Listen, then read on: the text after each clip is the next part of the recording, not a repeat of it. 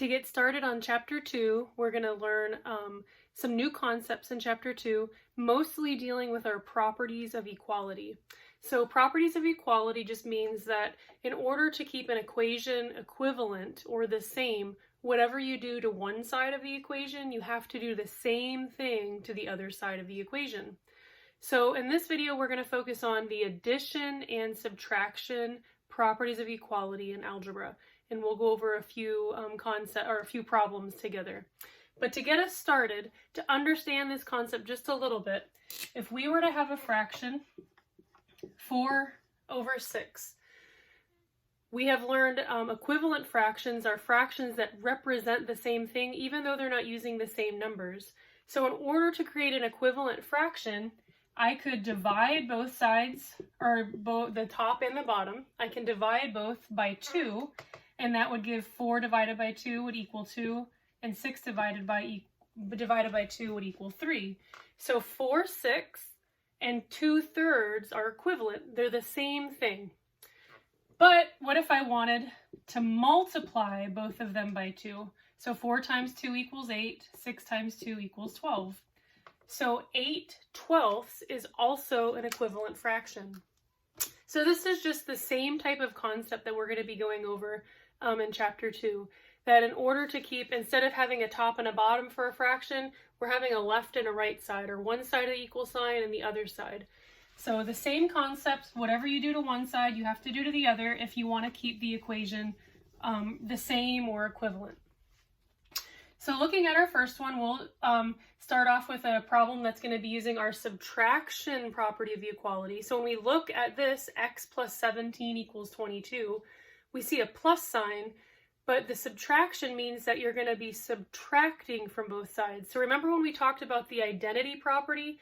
We want to get this x by itself on one side of the equal sign, because our whole goal in learning these properties of equality is to learn how to solve equations or solve for a variable. So in this case, the x is our variable. And what we want to do is get the x by itself, and if we can do that, then that will help us solve for the x or figure out what x equals. So these are pretty simple problems here on the left side. So how we do that is we want this right here to zero out. So the identity property, when you're adding or subtracting, remember, is 0. So what do we need to do to get this to equal 0? Well, we need to subtract 17, because 17 minus 17 equals 0. And then x plus 0 just equals x. So whatever we do to one side, we do to the other. So because we have a 17 minus 17 here, these are going to cancel out. And then on the other side, we have 22 minus 17, and that will give us x equals 5. So 22 minus 17 would equal 5, and then the x is just on one side. Now these are pretty simple. You could probably look at it and figure it out. Most students learn how to do this in grade school. But now we're learning the process, because when we get over to a problem like this we didn't do in grade school. So we want to use that same process and understand what the steps that we're taking automatically in our brain that we might not even realize that we're taking. So why don't we look at our next one?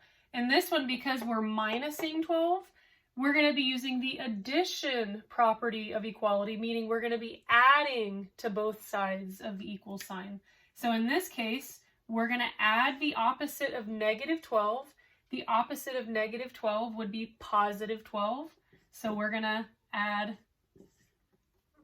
12 to both sides. And what's going to happen here is negative 12 and positive 12 is just going to equal 0. And then what's going to happen over here? It's the same thing is going to happen. So a negative 12 plus a positive 12 is still going to equal 0. So in this case, we're going to have m equals 0. So 0 minus 12 would equal a negative 12.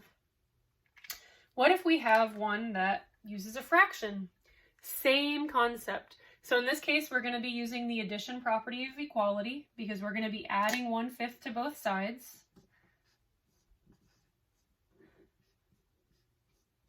So we're adding 1/5 to both sides. So a negative 1/5 plus a positive 1/5 would just equal 0. So our x is just going to be by itself. So x is on one side of the equal sign.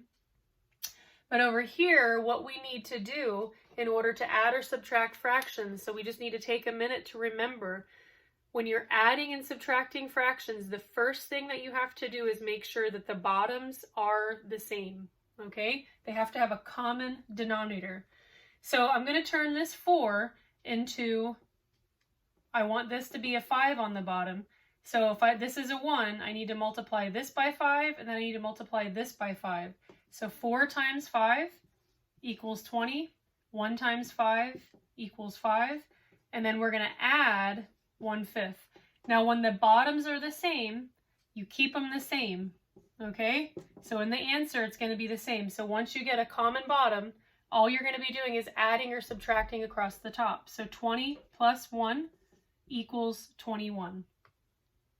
So in this case, we're going to have x equals 21/5. So that is the answer for that one. I'm going to go ahead and just erase this real quick so we have room for our last problem. In some of our problems, we might have to combine like terms before we use our properties of equality. So in this one, what we notice on the left side is we have two constants. So numbers that don't have a variable with them. So 16 minus 28 is going to be a negative 12. So I'm going to rewrite this as m plus, and then 16 minus 28 we said is going to be a negative 12, and then equals 5. So now that I have this, if you wanted to rewrite it, you could just rewrite it as m minus 12, because that's essentially what it is. And then you would use your addition property of equality and add 12 to both sides. The 12s on the left would cancel out, and you would have m equals 5 plus 12 equals 17. So m equals 17. So in each of these cases, we're working through to find out what the variable is, okay? And we're using our properties of equality to establish that. Now on our last one, go back to blue here, we're going to have to use a few different things. We're going to have to use order of operations, combining like terms, and our properties of equality. So you will have some problems like this one to make sure that you understand how to use all three of those together. So first of all, we're going to simplify using our properties of equality, our order of operations. I can't do anything inside the parentheses, but I can distribute this 7 to both of those using the distributive property. So I'm going to rewrite this as 8c minus 7c plus 21, because a negative 7 times a negative 3 is a positive 21, plus 4 equals a negative 16. Now that we have that, we can see that there are some terms that we can combine. So we have variable terms with the coefficients. So 8c minus 7c would just be 1c, or just c. And if you want to put that 1 there, you can. And then we have a 21 plus a 4. So 21 plus 4 is going to equal 5. And then we have that negative 16. So basically, what we've done is we used our order of operations to go ahead and do any multiplication, simplify this out so that there's no operations left except addition and subtraction. And remember, combining like terms is addition and subtraction of terms. So to combine like terms, you have to remember, look at the variable and look at the exponent. You can only combine terms that have the exact same variable. Since both of these are c's, we can combine them. 8 minus 7 equals 1, or just c. And then these are like terms because neither of them have an exponent or a variable. So 21 plus 4 equals 25. And then our last step would be to use our subtraction property of equality to subtract 25 from both sides. And that would just leave us with a c on one side and a negative 16 minus 25.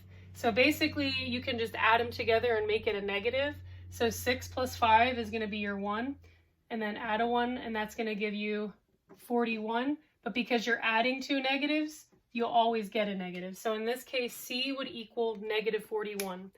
So the purpose of this, again, is to find out what C equals in this original equation. So if we take a negative 41 and we plug it back into this original equation that we started with, we could solve this on one side and we would get the negative 16 on the other side. So again, this is just a couple examples of problems that you'll see in the homework that's assigned for properties of equality for addition and subtraction.